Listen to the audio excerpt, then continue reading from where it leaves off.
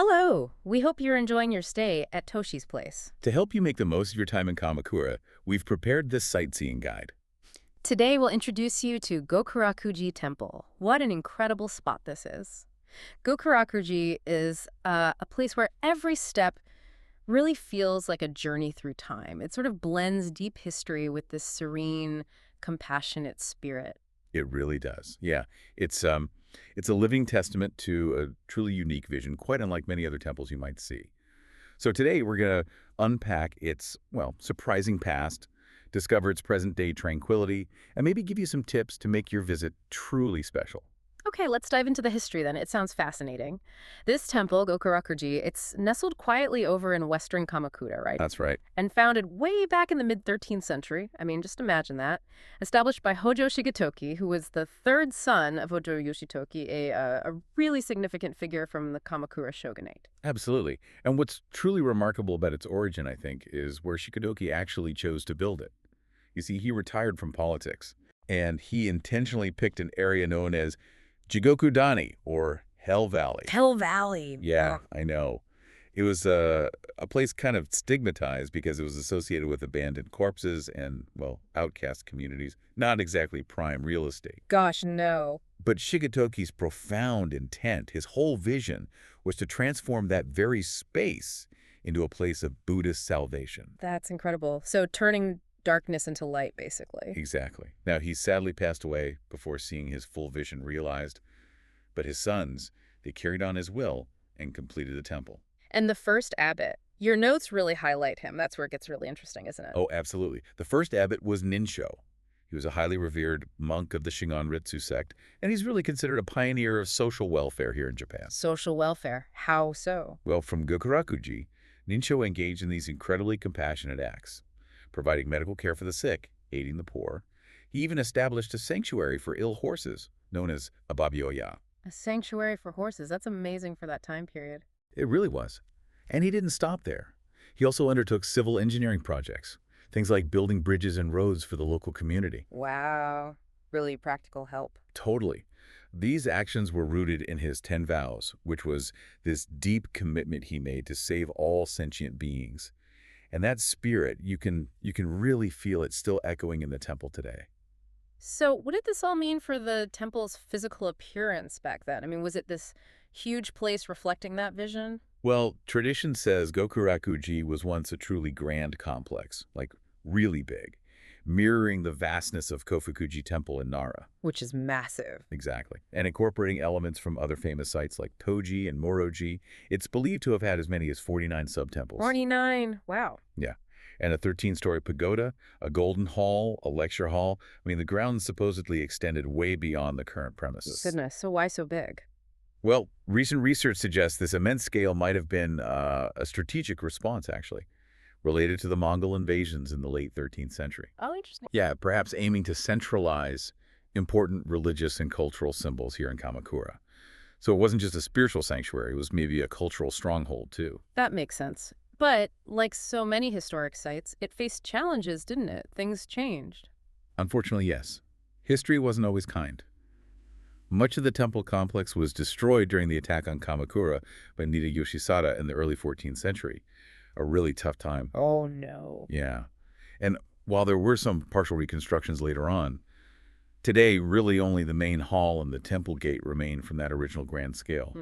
But, that almost makes the surviving structures and just the sense of the place even more poignant, I think. I see what you mean.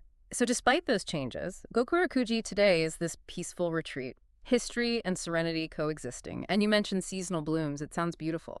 Oh, it truly is. Nature really puts on a show there.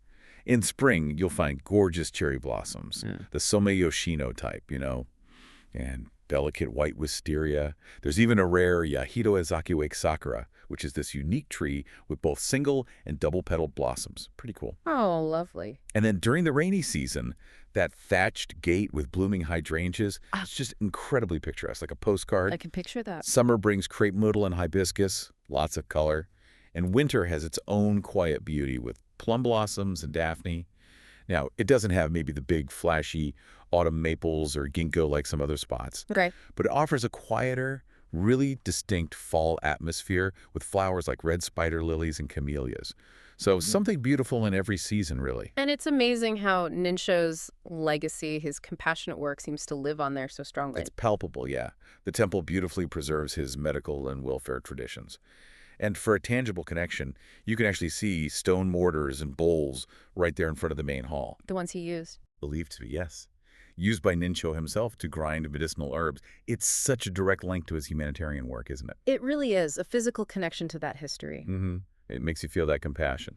And for people who enjoy a spiritual journey, maybe following pilgrimage roads, this temple is part of several, right? That's right. It's quite significant in that sense. It's included in the 100 flower temples of eastern Japan, Oh, nice. and it's Nome 22 on the Kamakura 33 Canon pilgrimage. It's also Nome's 20 and 21 on the Kamakura 24 Jizo pilgrimage. 2 spots. 2 spots, yeah. And Nome's 12 on the Kamakura 13 Buddha pilgrimage.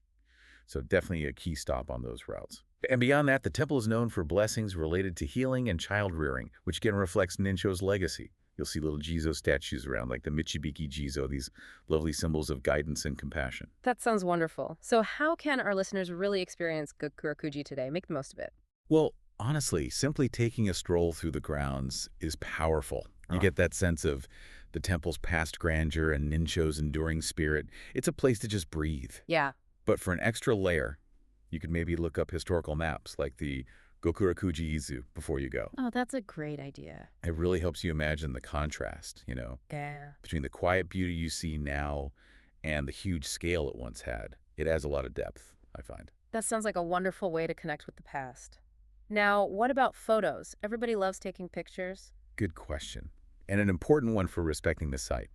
Photography is permitted around the temple gate and its immediate exterior, so you can get shots of that iconic entrance. Yeah. However, it's generally prohibited within the temple grounds beyond the gate, All right. especially inside the main hall and the okunoin, the inner sanctum. Right, gotta be respectful. Exactly. It's about maintaining that sacred stillness for worshipers and residents. Always best to check local signs when you arrive, just in case. But yeah, sometimes the best memories are the ones you just soak in. I couldn't agree more. And for those on a pilgrimage, or maybe someone just looking for a really unique memento. Absolutely. Pilgrims, or really anyone interested, can receive Gashuen. These are those beautiful seal stamps you collect at temples. Ah, yes, the calligraphy ones. That's them.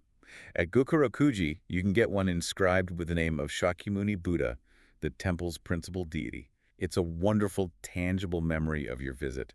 Really special. That sounds much better than a standard souvenir. Definitely more personal. And best of all, how easy is it to get there from Toshi's place? You mentioned it's in western Kamakura. It's wonderfully convenient. That's one of the great things about it. Gokuraku-ji is within easy walking distance from Toshi's place. Oh, perfect. Yeah, so it's absolutely ideal for a peaceful morning stroll if you're looking for some tranquility and that deep connection with Kamakura's history. A lovely way to start the day. So, as you maybe think about Gokuraku-ji's journey, from Hell Valley to the center of compassion, or maybe consider this: what challenges in our own communities today could use that same kind of radical dedication to transformation and welfare that Ninsho showed?